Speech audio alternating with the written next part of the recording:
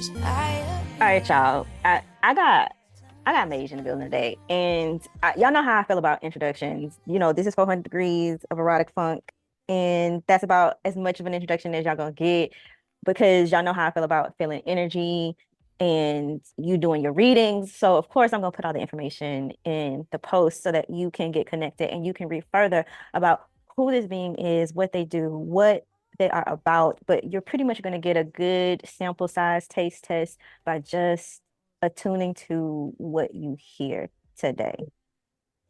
And even before you were brought into the picture of this conversation, we had already started having a little conversation that I think bleeds into what we really want to talk about today. And I told Maij, I was like, I'm activated. And they offered me some care, which I listen, that's one of the fucking problems. That's one of the fucking problems. Nobody wants to be honest about their condition so that someone can address it, right? They want to just be like, oh, let's just pop off with how I feel, my opinions. And I can listen to that. You know what I'm saying? I can listen to opinions. But then when it becomes inflammatory, I'd be like, all right, wait a minute. Especially if I'm not in agreement. Because how you already coming at me inflammatory and I can't really, and I don't know what you need. I don't know what's going on. So so so yeah, so they offered me care, which again, love that for us. Mhm. And I wish that I could extend more care, particularly in the situation that I'm activated about, Mhm. which is that being and I use the term artist because I just really don't that's really the only term that I can fucking use to that I feel like is understandable. But I'm so much more than that. But being an artist who uses their body to work out all of the things that I've lived through, that I'm studying, that I'm working through, and then being an artist who teaches on top of that others to work with their bodies around a pole. So I feel sometimes like I'm outside that mainstream industry of pole. Mhm. But I'm just adjacent to it because obviously like I'm there, but it becomes hard to interact within the mainstream because of I think not well the constructs are the construct and they everywhere. Can't escape them. Can't escape them. The bitches is everywhere, right? Uh, but the people and the people are everywhere too. But like you would think, and I think people come to pole. I think people, and I'm saying pole, but and we probably get into the other layers, but I think people come to pole because of its liberative marketing language that has been crafted around it, but also because of books like, oh God, I'm gonna butcher names. The Body Keeps the Score, or just uh, coming to an understanding and an awareness that your body is a vehicle for blank. And I'm gonna shut the fuck up now, and I'm gonna let Maij speak because I want to hear their thoughts on this. Mhm. Well, coming into this conversation now, it's clear to me that, like you said earlier, when I asked you, like, what do you need? And you were like, I need this conversation. Like, I have been getting messages in my head. I've already been channeling. So before I even got here, I was like, dang, like, what's going on? Why do I feel so high? Why do I feel heart palpitations in my body? Like, why do I, like, what is my body responding to? And then coming into this space, I'm like, oh, I was already feeling Ashley before we even got into this Zoom room. Like, I was already building an awareness and I was already getting nuggets and tidbits of like what we needed to be talking about. Because I remember like asking you, like, what are we going to talk about? Like, how do you like to prepare? And you was just like, I like to just go off cuff. And I was like, listen, I'm a diviner. So I know how to go off cuff. And I'm also a preacher. And I'm also a theologian. I'm also an ethicist. And I'm also a priest, a sluthood. So for me, like, this stuff is already happening. And to respond to some of the things that you've named, a lot of people are interested, and my partner talks about this too. A lot of people are interested in power, but they don't always know what they're conjuring. So people are just like, I'm gonna just heavy hit it. I'm gonna swing as hard as I can. I'm gonna just say what feels inflammatory and what's gonna kick up the dust and what's gonna seem righteous and what's gonna seem um because they're triggered and they're activated and they don't quite actually know what's coming up with their body. So they're just instant power. So they're just saying shit off the wall. And you as a teacher, if you wanted to just respond from power too, you could, but you don't, because you know there's a power dynamic. And so you're not just trying to go off cuff because you already know that power is in the room before you even walk in the door. And so people, when they're saying shit to you, they just lean into power, but they're not aware of what they're intentionally conjuring. And if we're artists doing this work, we need to be aware of what our bodies are doing and what our bodies are conjuring. Is that power? But be specific. Is it anger? Be specific. Is it rage? Be specific. Is it grief? Be specific. Is it pain? Like, what are we doing? What are we talking about? Let's make it clear so that whatever we got to work on, we can work on. But if you're trying to be defensive and bolster all these mechanisms so that we don't even get into the conversation, I can't help you. And now I'm a teacher sitting in this position, like, what the fuck am I gonna say? That doesn't diminish this person, but also doesn't diminish me. Like, so I'm gonna just pause there. Oh my God. My Lord. I didn't forget. I didn't forget. I did not forget. It was supposed to be here. This statement is prepared. I tell people whenever I have to have hard conversations with people I love, I'd be like, all right, put your gloves on and put your hands up. Because I want people to protect their face. Yes. And so I'm going to tell y'all that's listening, put your gloves on and put your hands up. And that's not to be in a defensive posture, but it's to be in an offensive posture so that if something comes through and hits you, you can respond and not react. Okay? Because I feel like this conversation is going to be very frank and real. And it's going to touch on a lot of identity politicking that can be very triggering. And like you said, I have never heard nobody put it like this before. And the way that you put it, Maij, they do respond from power and they don't realize it. And I get it because when you have been in so many situations that have Yeah. stripped you of your power, when you get a platform, a microphone, a computer keyboard, whatever, to express yourself or express a what you may feel like a wrong is done to you, you gonna go off, like you gonna go off. We all do. But I think that, like you said, but where's that coming from, right? Is it grief? Is it anger?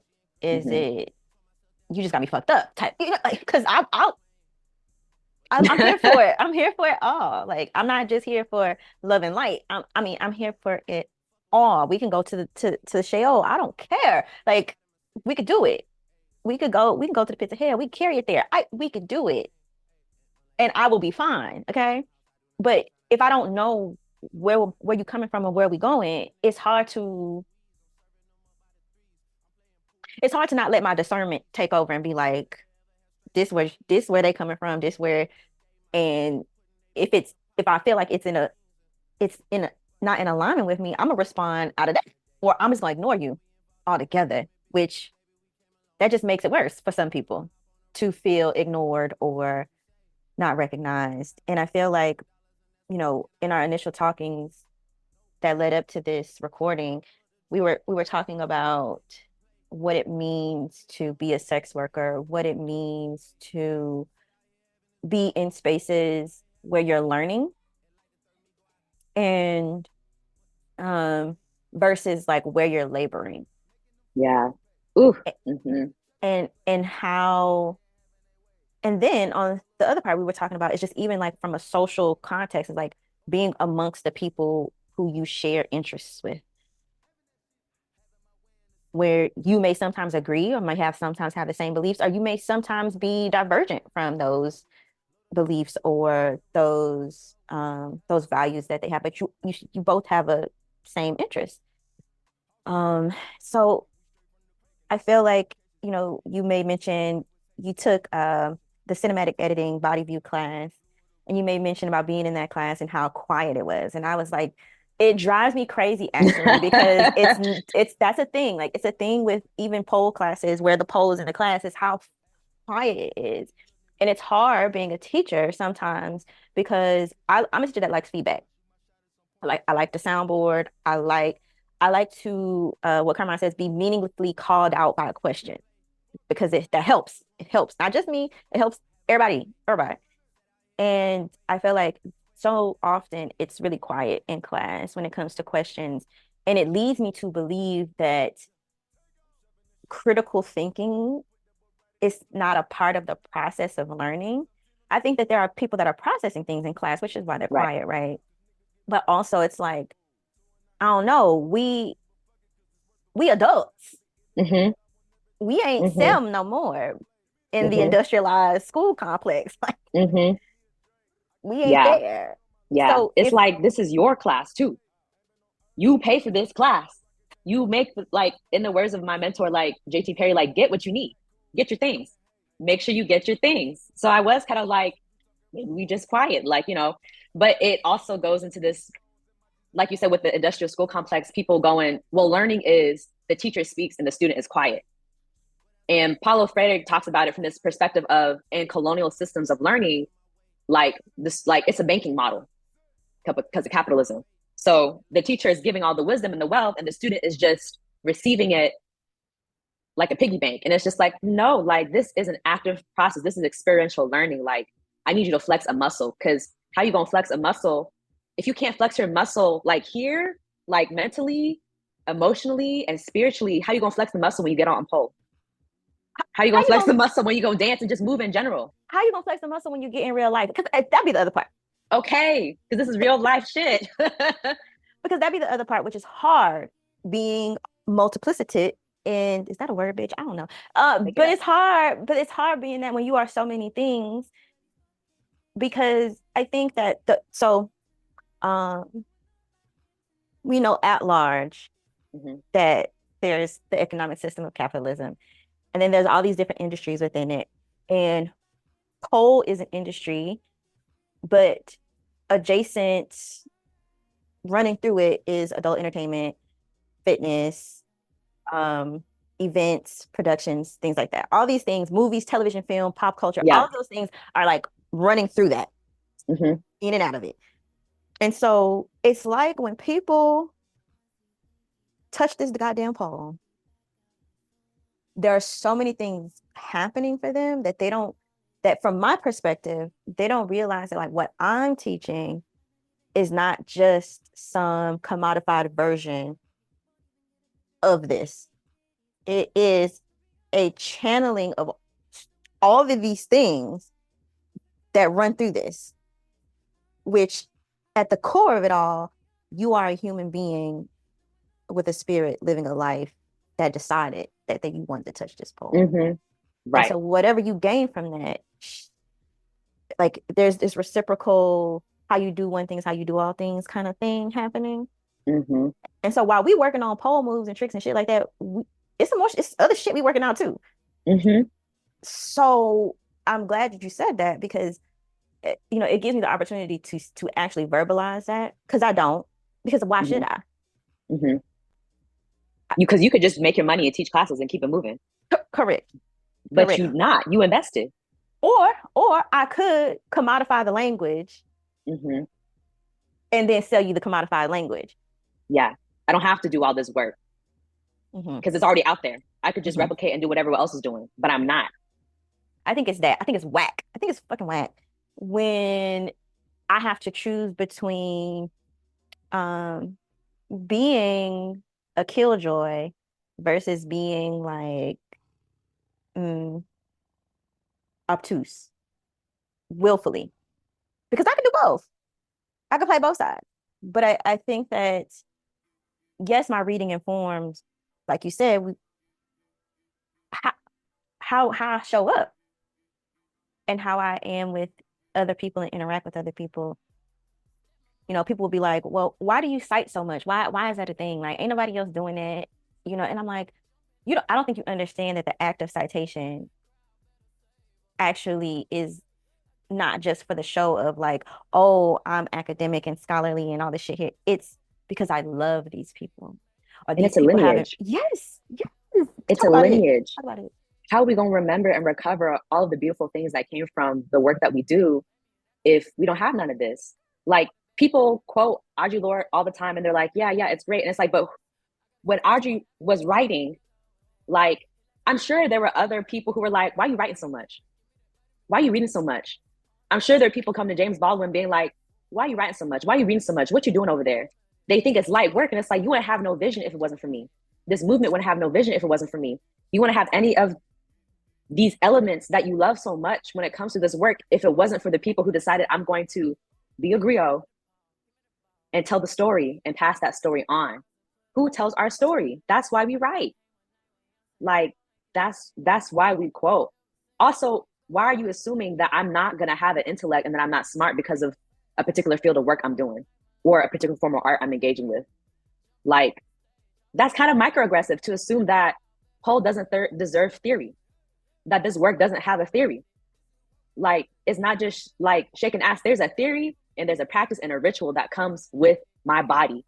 Like, so we're talking about sex work. We're not just talking about what capitalism deems as sex work. We're talking about it's like work, like WERK, like that type of work, like magic work, like left hand work, like right hand work, like work, work, work, work, work. In the words of Rihanna, like she wasn't talking about capitalism. She was, I mean, she is a billionaire, so like intricacies and stuff. But like she works. Like, I work my body. You look at me and you benefit from it, and you in a position of power to give, pay me. Like, people are Bet. already talking about it. Like, if you look at me, like this Pride Month, I'm gay as fuck. If you straight, pay me, right? Like Juneteenth, if you not black, pay me. It's just like people kind of understand it, but they don't want to classify it as sex work because there's a stigma that Mm. comes with the bodies working. And it's only like on your terms, not on my terms. So what are we gonna do about that?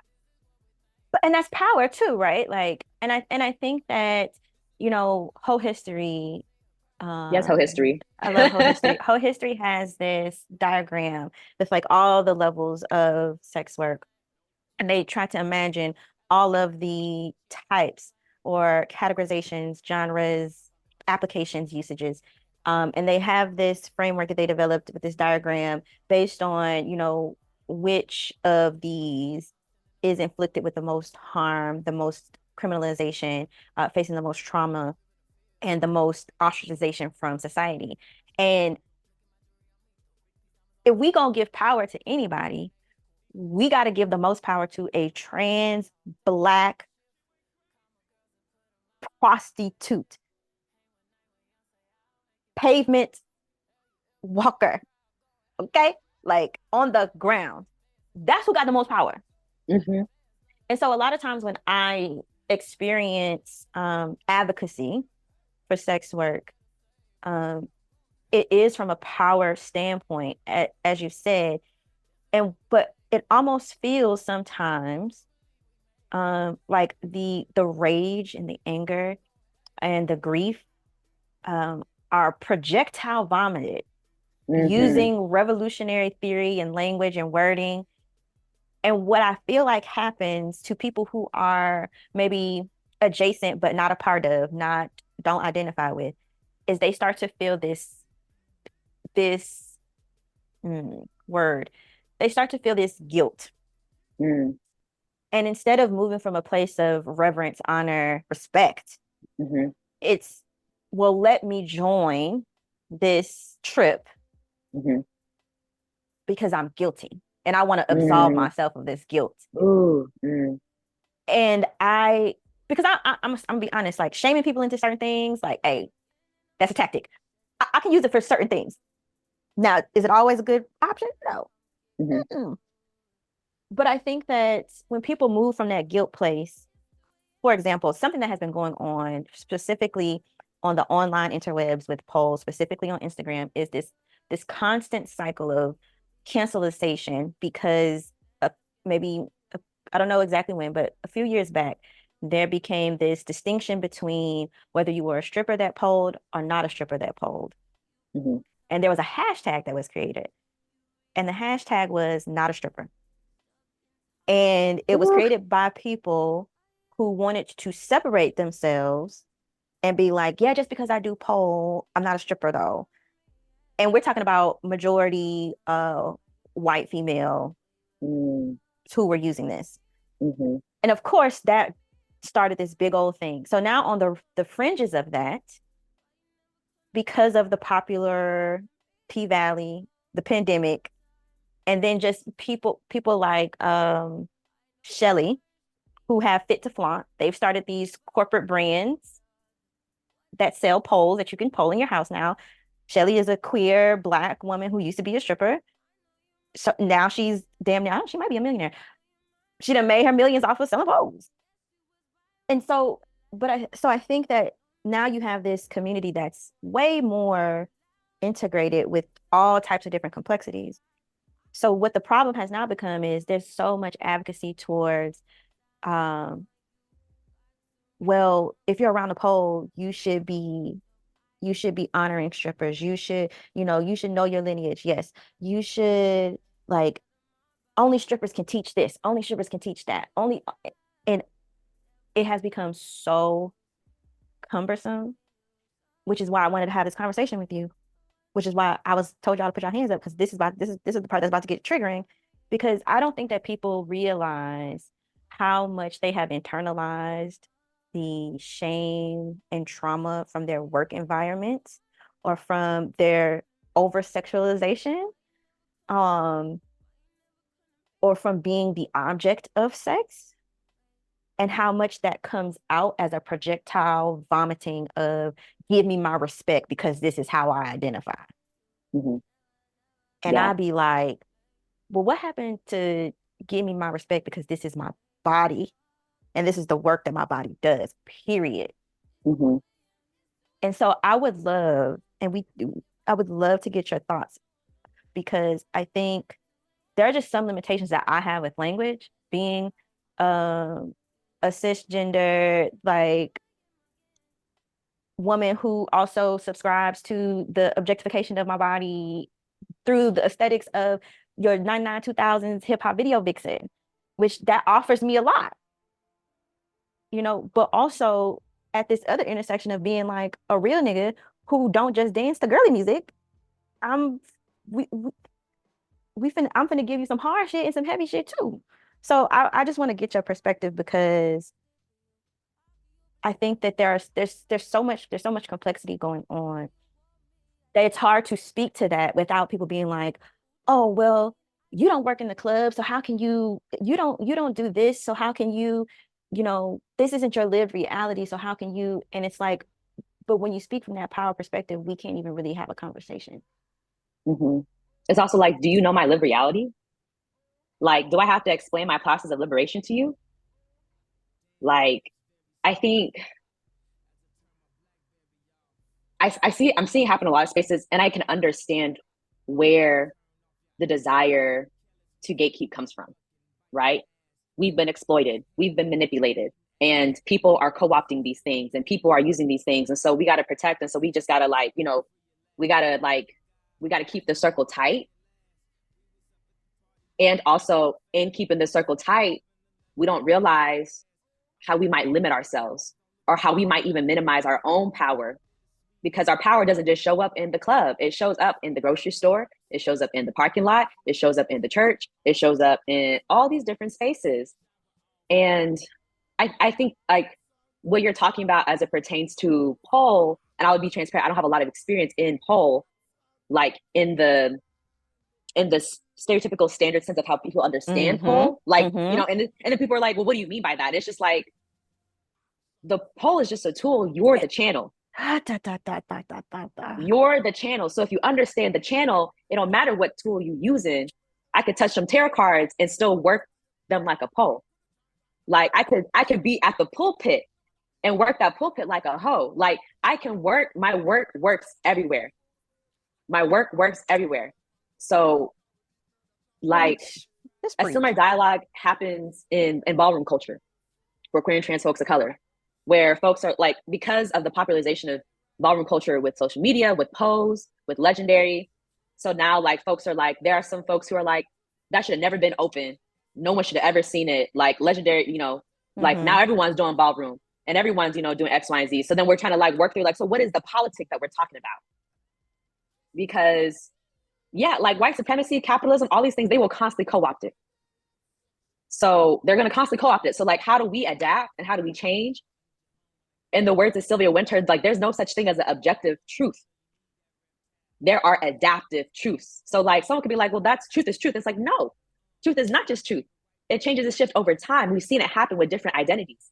People weren't saying queer at one point and now they're saying queer, right? Like, so it's just like all these things. And if we think about, I want to go back to what you said about the person who has the most power in these spaces that we're talking about. And I use these spaces loosely because there's so many intersectional spaces, is to talk about Black trans beings. I want to specifically talk about Black trans women. Yeah, who wants the smoke? I have to put a pause in this recording because of a couple of things.